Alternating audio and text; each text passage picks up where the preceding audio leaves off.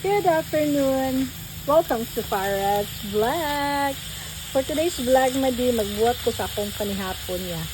So, akong ako pa nang gipakupsan ng ano. Kaya naman siya mga tubig-tubig, diba? So, ako siyang gipakupsan ngayon. Ako butangan siya ng oil.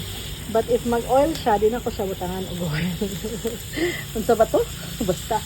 So, mag-bagu beans ko. Akong salakot. And then, kani.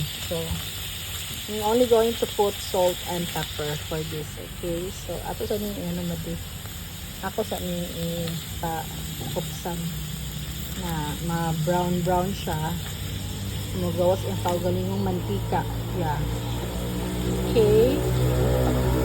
So, mas ganahan ko sa sa bagu beans, ibutang ani ko sa atong mga mixed na vegetables. Then, of course, na ko'y white onions of ahos. No? So, mas mo prefer ko aning bagu beans ang ibutang kaysa atong mix na corn, isa to, sayote, kung kanang carrots. So, kana lang, bagu beans lang kayo. Mas ganahan ko. O, diba? Gigawas ang yung water. Pag man gawas ang water, to siya, mutagang kita madi. No?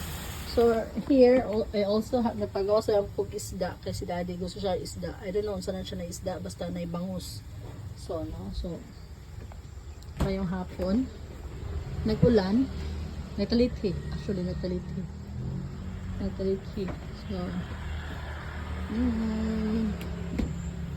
wala nakapanilig sigaw siya, mahadlo ko panilig ko nag-ulan. O, diba? So, balik ko sa itong niloto.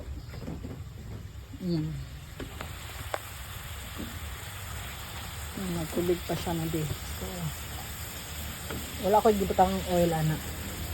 Pag magawas na yung oil, atong dugagang gamay na oil din ako din isote atong whole kog sibuyas. Okay, so I'll be back later.